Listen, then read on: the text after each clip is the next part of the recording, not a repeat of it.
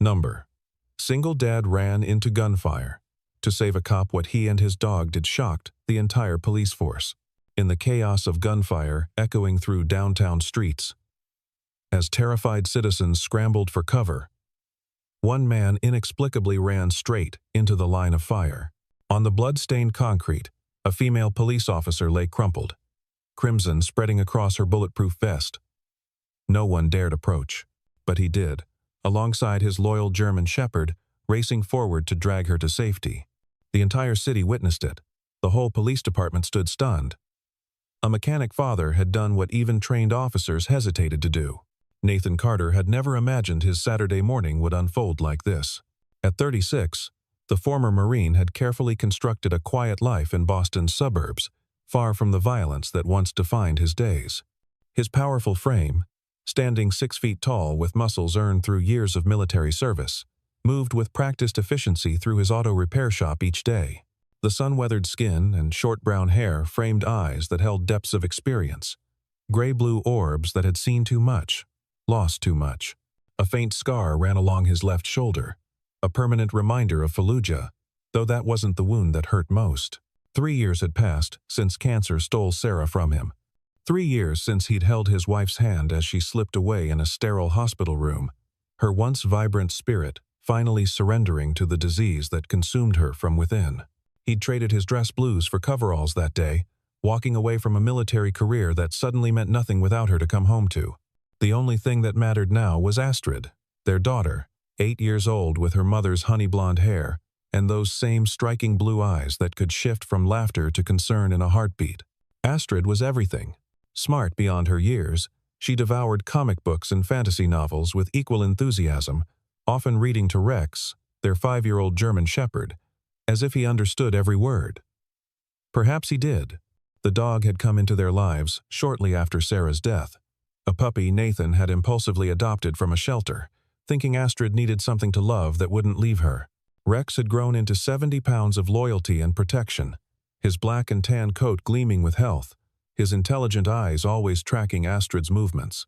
Their neighborhood in Dorchester had changed in recent years. Once a working-class haven where everyone knew their neighbors, it had become increasingly unstable. The Iron Vultures motorcycle gang had expanded their territory, bringing drug deals and violence to streets where children once played freely. Trust in law enforcement had eroded after several scandals involving corrupt officers, leaving residents caught between criminals who ruled the night and police they no longer believed in. Officer Amanda Blake understood that mistrust better than most. At 32, she'd spent 8 years fighting crime and corruption with equal fervor, earning commendations for her arrests and enemies for her refusal to look the other way. Her angular face, framed by dark brown hair, always pulled back in a regulation bun, bore the determined expression of someone who'd chosen the harder path. The small scar on her chin came from a dealer's knife 2 years ago. He'd tried to bribe her first, then tried to kill her when she'd refused. She'd arrested him with blood still dripping down her neck. Her current assignment had consumed 6 months of careful investigation. The Iron Vultures weren't just dealing drugs anymore. Intelligence suggested they'd moved into arms trafficking, somehow acquiring police-grade weapons that should have been destroyed. Someone inside the department was feeding them information and equipment. Amanda had volunteered to go undercover. Knowing her reputation as a straight arrow made her the least likely to be suspected as the investigator. The morning started like any other for Nathan and Astrid. They walked to the farmer's market 3 blocks away, Rex padding alongside them without a leash. He never needed one. Astrid chatted about her latest book, something about dragons and knights, while Nathan half listened, his mind on the transmission job waiting at the shop. The autumn air carried hints of coming winter, and he made a mental note to buy Astrid a new coat soon. Sarah would have already had one picked out by now. They were passing the old parking garage on Hancock Street when everything changed.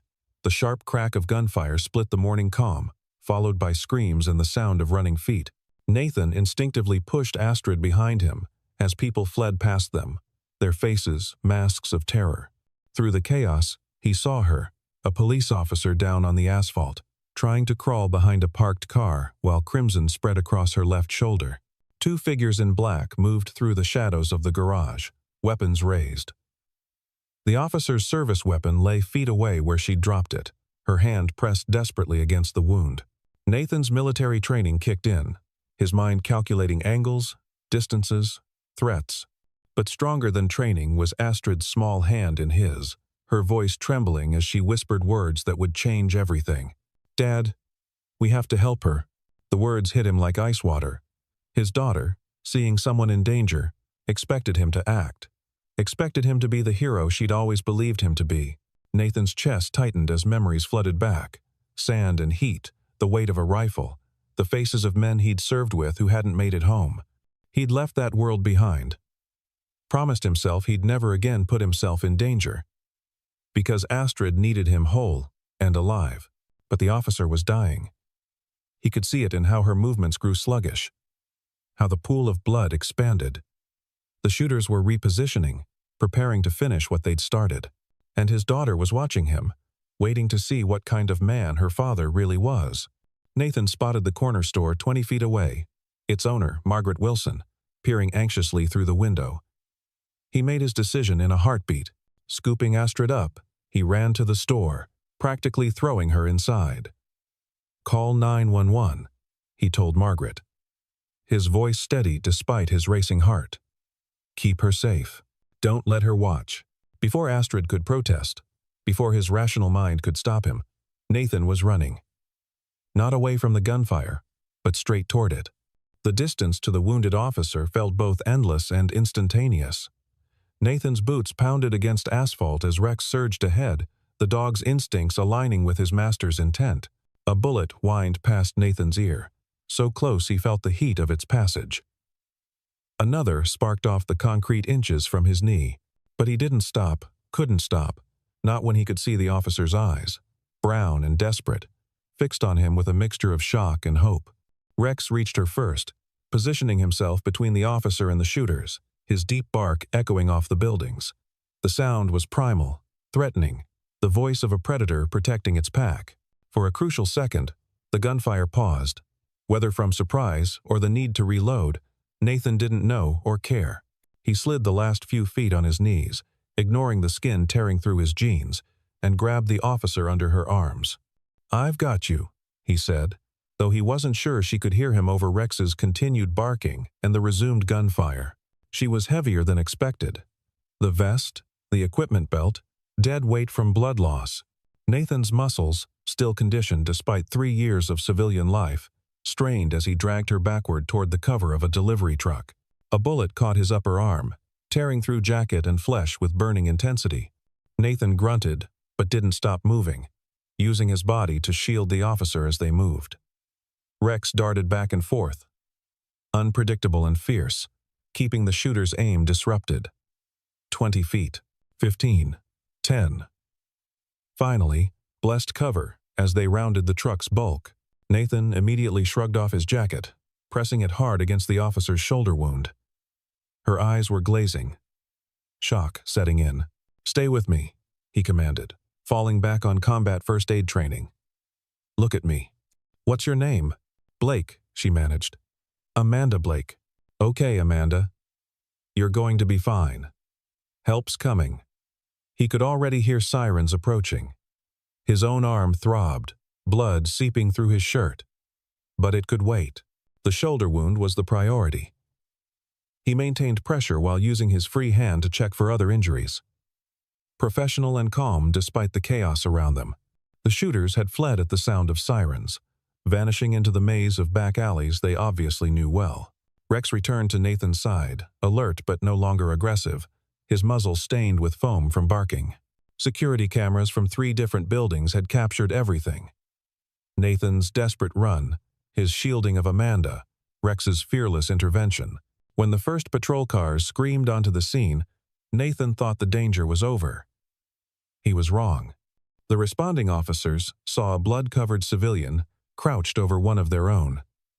They saw Rex, hackles still raised, teeth bared at anyone who approached too quickly.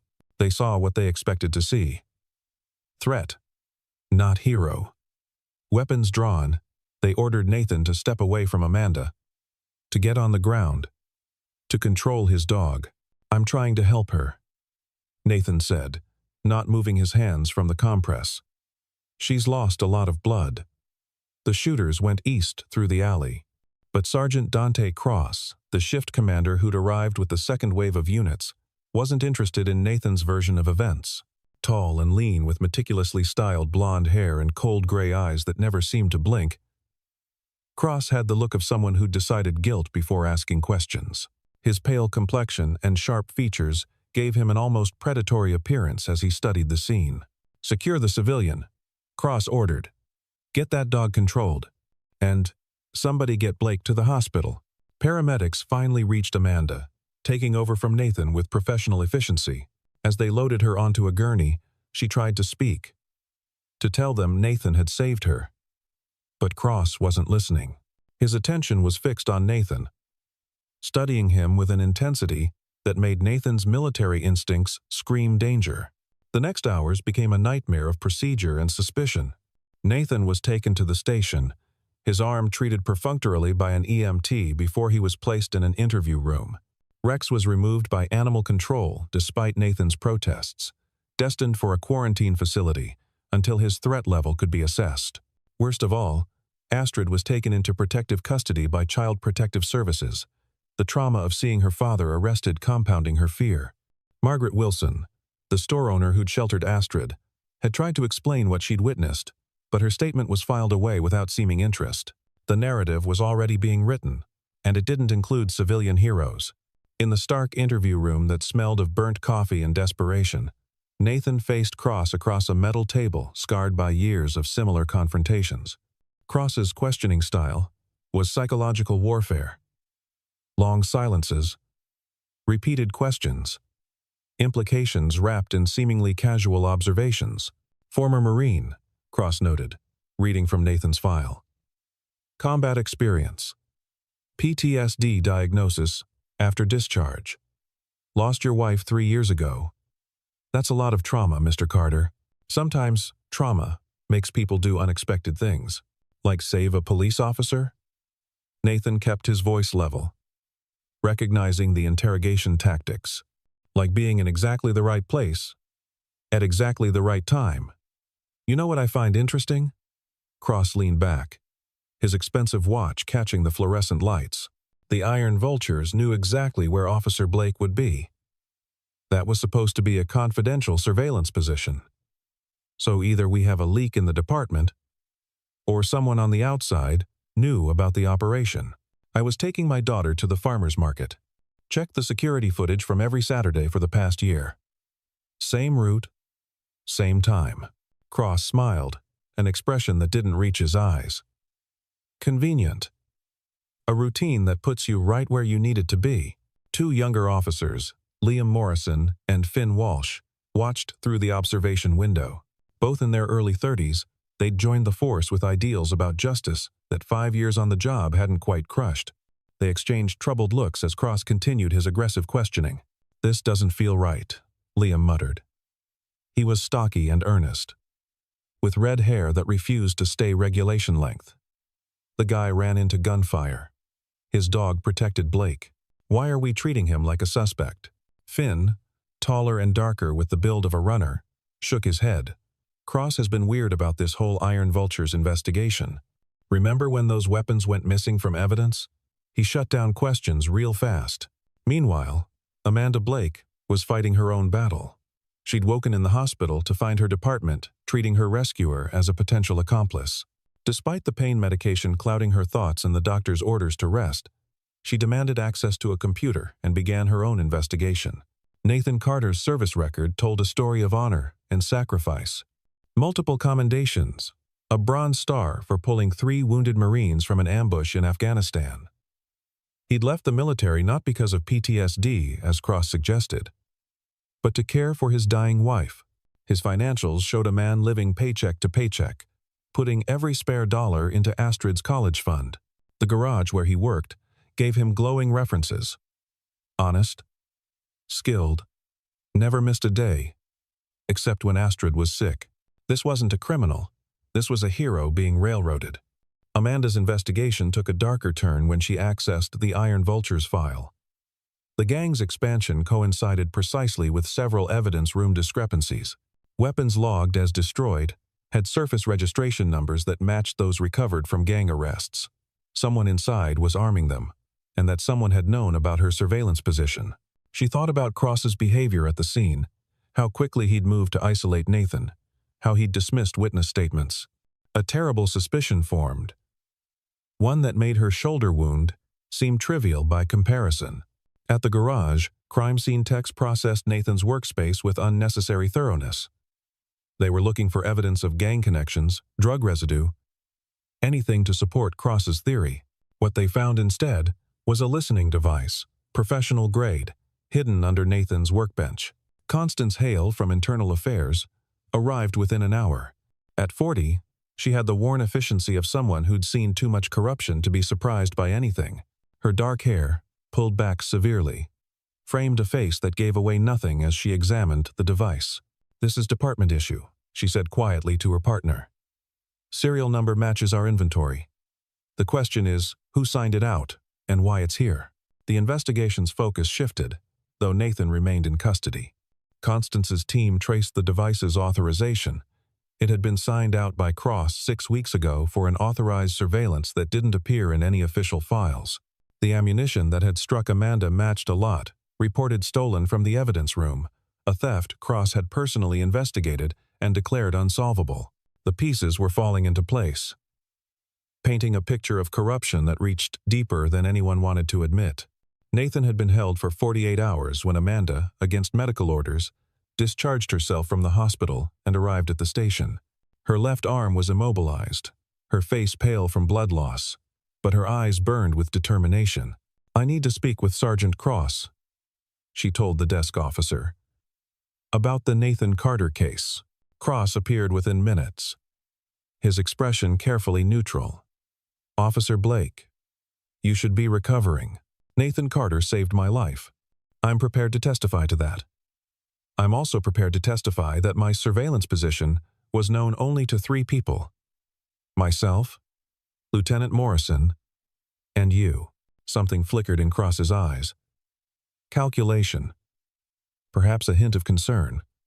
"You're obviously still affected by trauma, Blake. Perhaps you should.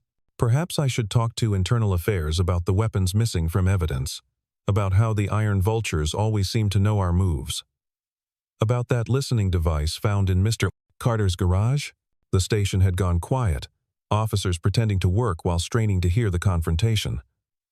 Cross's face had taken on an unhealthy flush, his composure cracking. "Be very careful, Blake. Accusations like that can end careers."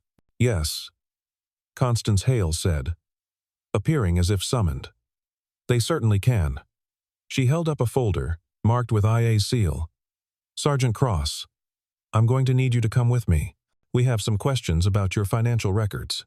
Specifically, the $50,000 deposited into an offshore account linked to your wife's maiden name." What followed was the systematic dismantling of a corruption network that had operated for 2 years. Cross had started small, looking the other way on minor arrests in exchange for cash. But Leon Marshall, the Iron Vulture's leader, had seen opportunity. He'd offered Cross a partnership that graduated from protection money to active collaboration, including supplying weapons and intelligence. Amanda had been getting too close to the truth. Her surveillance of the gang's weapons depot threatened to expose not just the Iron Vultures but Cross's involvement. The hit on her had been meant to look like a gang incident, with Nathan positioned to take the fall as either an accomplice or unfortunate collateral damage. Cross had been monitoring Nathan for weeks, knowing his routine, knowing exactly when to strike. But they hadn't counted on Nathan's instincts or Rex's ferocity. They certainly hadn't anticipated Amanda's survival and determination. The raid on the Iron Vultures came 3 days later. Nathan, finally released, had volunteered to help, his knowledge of urban combat and Rex's tracking abilities proving invaluable. The operation centered on a warehouse complex near the harbor, where intelligence suggested the gang stored their weapons cache. Rain pounded the metal roofs as tactical teams moved into position.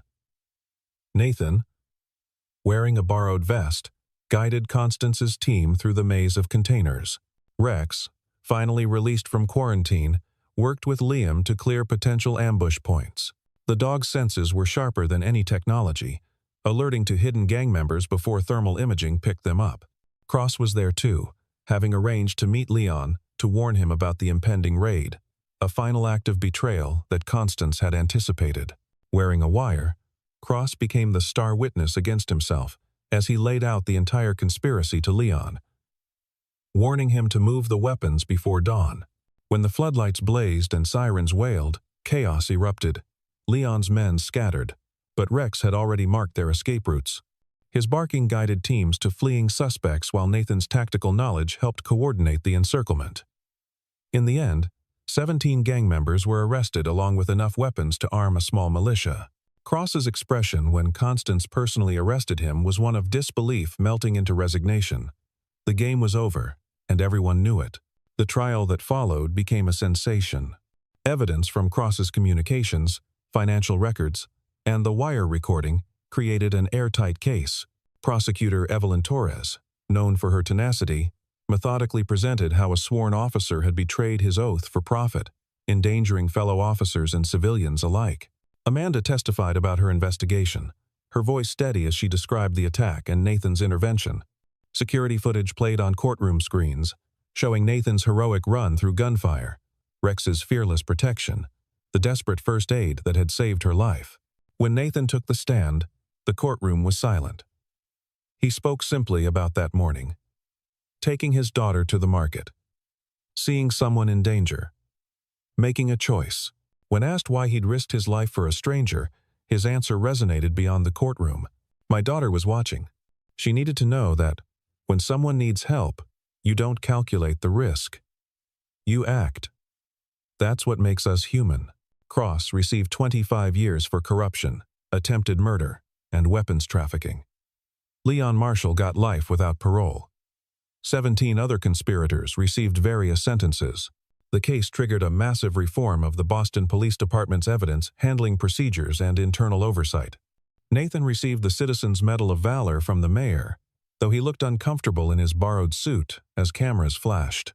What meant more was Astrid in the front row, beaming with pride. Rex sitting perfectly still beside her despite the crowd. The city had found an unlikely hero in a grieving mechanic who just wanted to raise his daughter in peace. The garage where Nathan worked saw business triple as grateful citizens brought their cars to the man who'd restored their faith in everyday courage.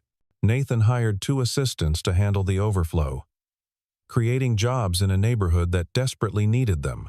He also began teaching free self-defense and first aid classes at the community center, skills he insisted everyone should have. Rex became a certified therapy dog, with Astrid as his junior handler. They visited hospitals and schools, Rex's calm presence and Astrid's enthusiasm bringing comfort to those who needed it. The girl who'd lost her mother had found purpose in helping others heal. Amanda became a regular visitor to the Carter household. Initially, she came to thank Nathan, then to check on his recovery, then simply because she enjoyed their company. She taught Astrid chess and card games that sharpened strategic thinking. She helped Nathan with the bureaucracy of victim compensation claims. Slowly, without either quite planning it, she became part of their routine. There was something healing in their shared experiences. Amanda understood loss, having lost her partner in a shooting 5 years prior. Nathan understood the weight of survival, the guilt that came with being the one who walked away. Together, they found a balance, each filling gaps the other didn't know existed.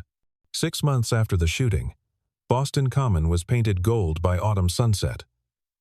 Astrid ran ahead with Rex, the 2 chasing fallen leaves while early evening joggers smiled at their enthusiasm.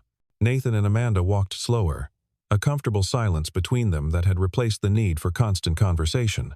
"I never thanked you properly," Amanda said suddenly, her recovered arm brushing against his. "Not just for saving my life. For believing in justice when the system failed. For showing Astrid that integrity matters." Nathan glanced at her, noting how the setting sun caught the amber flecks in her brown eyes. "You fought for me when everyone else assumed the worst. Thanks enough." "No," Amanda said, stopping their walk. "It's not." She turned to face him fully, her expression serious but soft. "Nathan, these past months, I came to your house to thank a hero, but I stayed because I found a family. You, Astrid. Even Rex. You've given me something I didn't know I was missing." Nathan's hand found hers, calloused fingers intertwining with her smaller ones. The touch was answer enough. But he spoke anyway. "Sarah would have liked you. She always said I needed someone who could challenge me, keep me honest. Someone who could love Astrid as much as she did." "And do I?" Amanda asked, though they both knew the answer. Astrid had started calling her Aunt Mandy, then just Mandy.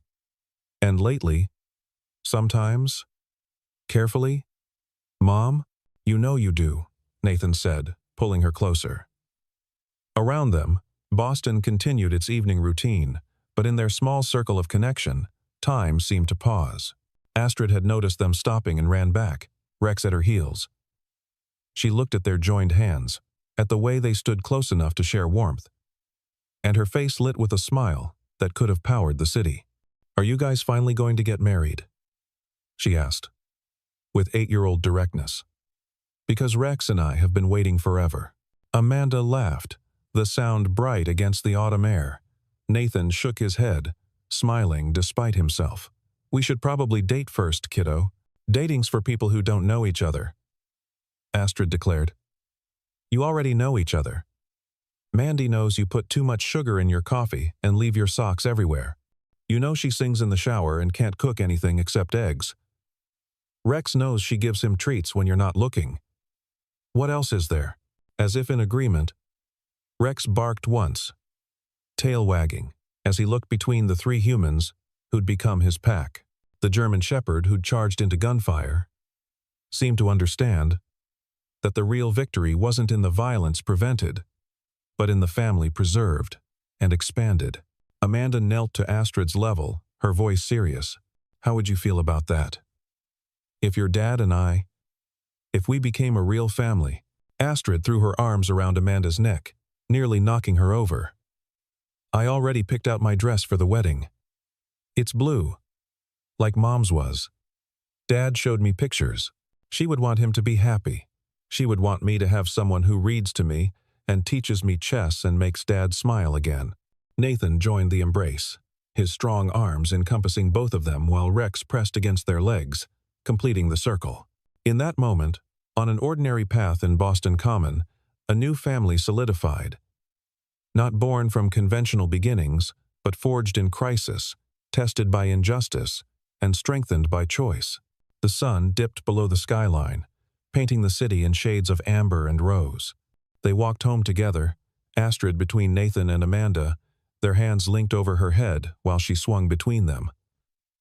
Rex trotted ahead, alert as always but relaxed, knowing his people were safe. The garage, the badge, the memories of violence and loss. None of it disappeared, but it transformed, became foundation rather than weight. Nathan still worked on cars, but now also taught veterans how to transition to civilian life. Amanda still wore the uniform, but with renewed faith in the justice it represented.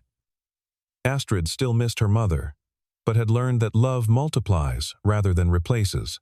3 months later, on a clear winter morning with snow dusting the courthouse steps, Nathan Carter and Amanda Blake exchanged vows in a simple ceremony. Astrid stood as maid of honor, Rex as ring-bearer with the rings tied to his collar.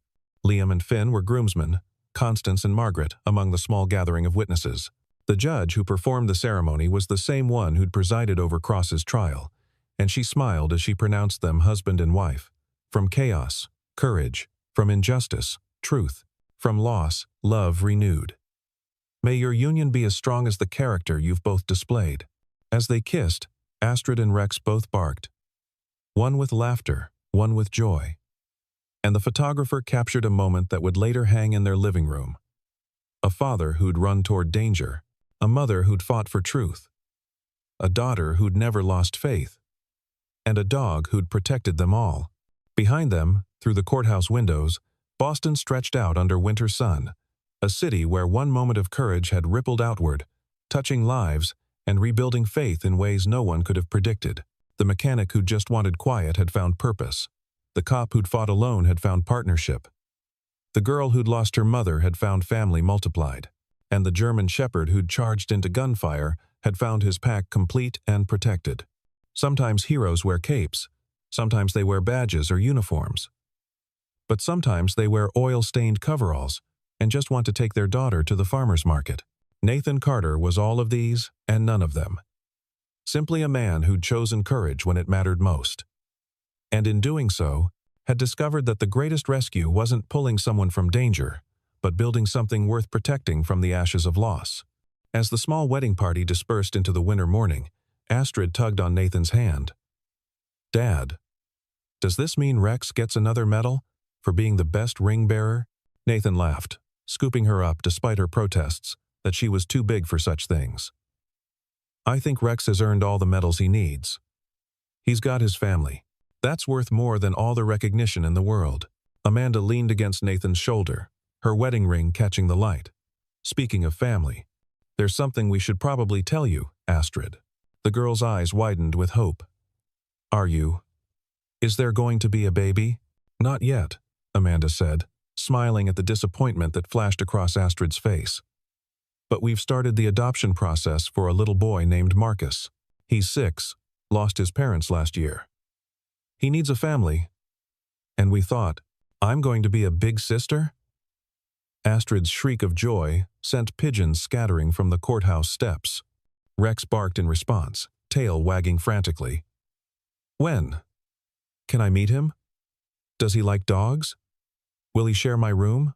As the newly formed Carter-Blake family walked toward their car, discussing bedroom arrangements and favorite colors and whether Marcus would like comic books, the city around them continued its rhythm. But for those who'd witnessed their story, the officers who'd learned to question orders that didn't feel right, the citizens who'd seen ordinary courage triumph over corruption, the children who'd watched a family rebuild itself from tragedy, Boston felt a little safer, a little more hopeful, because Nathan Carter had run into Gunfire not as a soldier or a hero, but as a father and a human being who couldn't walk away from someone in need. And in that simple, devastating choice, he'd reminded an entire city that courage isn't the absence of fear but action in spite of it, that justice isn't just a professional obligation, but a personal responsibility, and that love, real love, doesn't end with loss but grows stronger, encompassing new hearts, willing to risk everything for each other. The story of the single dad who ran into Gunfire would be told in police academies and community centers, in bedtime stories and news retrospectives. But for Nathan, Amanda, Astrid, and Rex, it was simply the beginning of their story. A family forged in crisis, bonded by choice, and protected by a loyalty that no force on earth could break.